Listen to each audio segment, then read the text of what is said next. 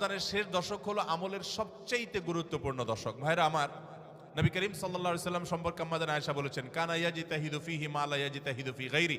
রমজানের শেষ 10 দিনে আসলে নবী সাল্লাল্লাহু আলাইহি সাল্লাম ইবাদতের জন্য এত চেষ্টা করতেন, এত মেহনত করতেন, এত সাধনা করতেন, তার জীবনে অন্য কোন সময় ইবাদতের জন্য এত সাধনা করতেন না, শেষ 10 দিন ইবাদতের জন্য যেরকম সাধনা করতেন।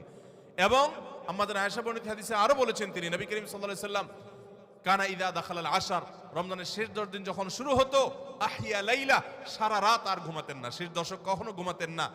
ওয়া আইকাযা আহলা, পরিবারের লোকদেরকে ঘুম থেকে ডেকে তুলতেন। ওয়া সাদ্দামে ইজারা, কোমর বেঁধে নিতেন। এবং ইবাদতের জন্য সবচেয়ে বেশি মেহনত মুজাহাদা তিনি করতেন। ভাইরা আমার, রমজানের শেষ দশক হলো ইবাদতের সবচেয়ে গুরুত্বপূর্ণ সময়। আমাদের বেশিরভাগ মানুষ ঈদের কেনাকাটায় আমরা ব্যস্ত হয়ে পড়ে, শহরের মানুষ গ্রামে যাওয়া ব্যস্ত হয়ে পড়ে, গ্রামের মানুষ শহরের মানুষকে ওয়েলকাম করার জন্য ব্যস্ত হয়ে পড়ে। আমাদের শেষ দশকের ইবাদত হয় না। শেষ দশক ইবাদত করার চেষ্টা করবো তো ইনশাআল্লাহ। শেষ দশকের প্রধান ইবাদত হলো এতেকাফ।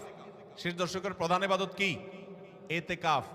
এতেকাফ করার চেষ্টা করবেন। আমরা শেষের দিকে এসে এতেকাফের কথা বলি, তখন আপনারা এটার ফজিলত বুঝেন না। নবী করিম সাল্লাল্লাহু আলাইহি সাল্লাম রমজানের রোজা 3য় হিজরিতে ফরজ হয়েছে, তার ওয়াফাত পর্যন্ত কোনো বছর শেষ দশকের এতেকাফ ছাড়েন নাই, মসজিদে এতেকাফ করছেন। যুবকরা এতেকাফ করবেন তো ইনশাআল্লাহ। 3টা ইবাদতের স্বাদ নগদ পাওয়া যায়, আমি কোরআন হাদিসের আলোকে আমার অভিজ্ঞতার মিশেলে আমি জানাচ্ছি। এর মধ্যে একটা হলো, লম্বা সময় নিয়ে যদি সেজদা দিতে পারেন, বিশেষ করে তাহাজ্জুদে, তো দেখবেন এটার স্বাদ আপনি অনুভব করবেন। আর দ্বিতীয়টা হলো এতেকাফ।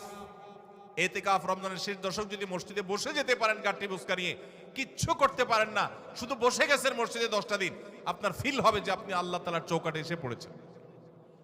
এতেকাফের মজা যারা একবার পায়, তাদেরকে এটা থেকে দূরে সরা রাখা যায় না। আর 3 নম্বর হলো আরাফাতের ময়দানের দোয়া। এটাতে যে স্বাদ, এই 3টা স্বাদ যে পাইছে, সেই স্বাদগুলো কখনো আর ছাড়তে চায় না। আল্লাহ আমাদের সবাইকে এতেকাফ করার তৌফিক নসিব করুন।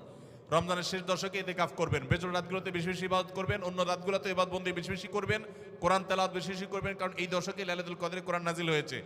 আর নফল নামাজ, অন্যান্য দান সাদাকাও বেশি বেশি করে করবেন।